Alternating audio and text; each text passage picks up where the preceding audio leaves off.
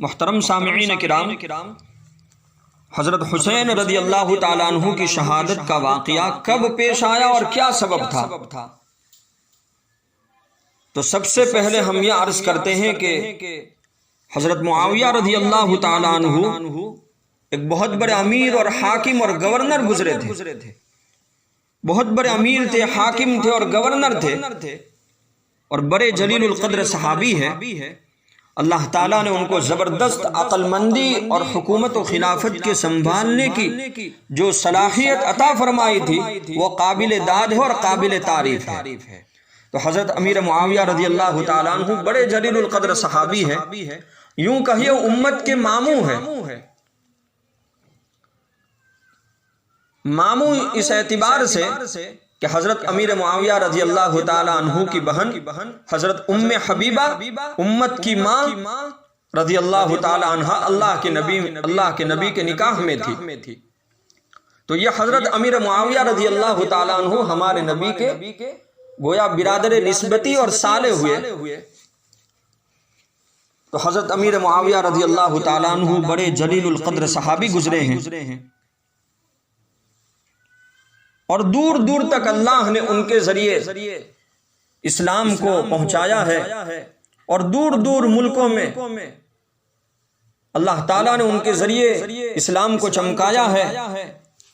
تو حضرت امیر معاویہ رضی اللہ تعالیٰ عنہ بڑے جلیل القدر صحابی ہے. خیر، جب حضرت امیر معاویہ رضی اللہ تعالیٰ عنہ کا انتقال ہو گیا تو انتقال کے بعد ان کا بیٹا جس کا نام یزید تھا، یزید تخت نشی ہوا اور امیر بنا. اپنے والد کی جگہ جو سنبھالی وہ یزید نے سنبھالی اور تخت نشی ہوا اور امیر بن گیا. اور جب امیر بنا ہے تو بہت سو نے یزید کے ہاتھ پر بیعت کر لی کہ ہم یزید کو اپنا امیر اور اپنا حاکم مانیں گے، جو وہ فرمائیں گے وہ کریں گے، جس سے وہ روکیں گے رک جائیں گے.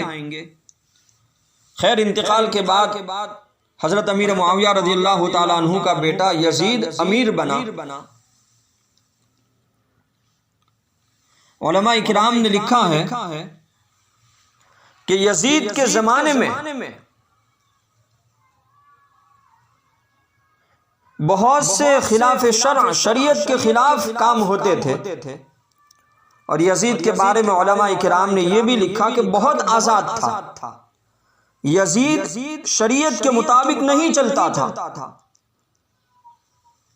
اور یہ جو یزید ہے وہ اسلامی حدود اور اسلام کی تعلیمات سے روگردانی کرتا تھا،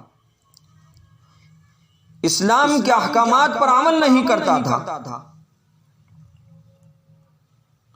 اس لیے حضرت حسین رضی اللہ تعالیٰ عنہ نے اس کے ہاتھ پر بیعت نہیں کی اور باطل کے مقابلے کے لیے کمر بستہ ہو گئے.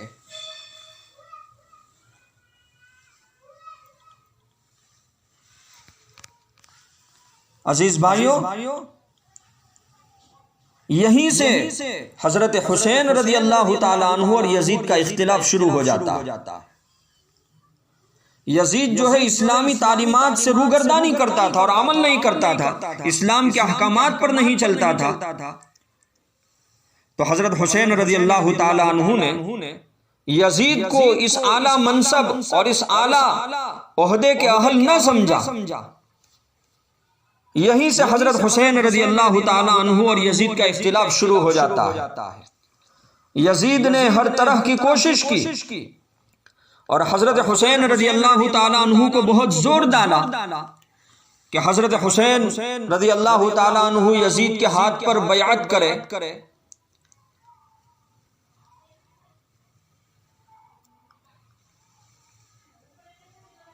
لیکن حضرت حسین رضی اللہ تعالیٰ عنہ نے یزید کے ہاتھ پر بیعت کرنے سے انکار کر دیا، اس لیے کہ یزید جو ہے وہ اس خلافت کا اہل ہے ہی نہیں.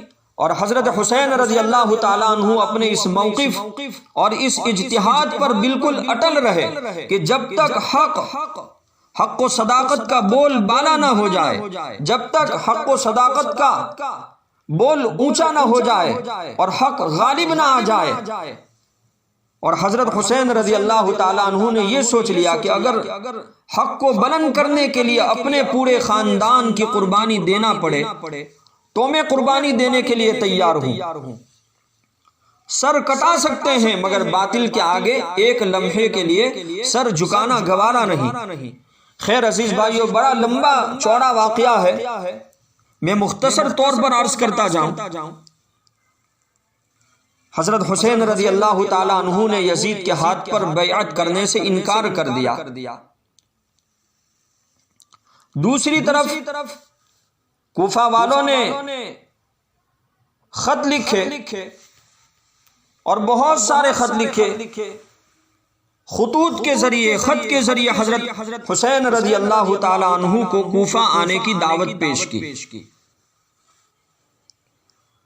چونکہ آپ اس وقت مدینہ میں تھے، آپ رضی اللہ تعالیٰ عنہ مدینہ میں تھے۔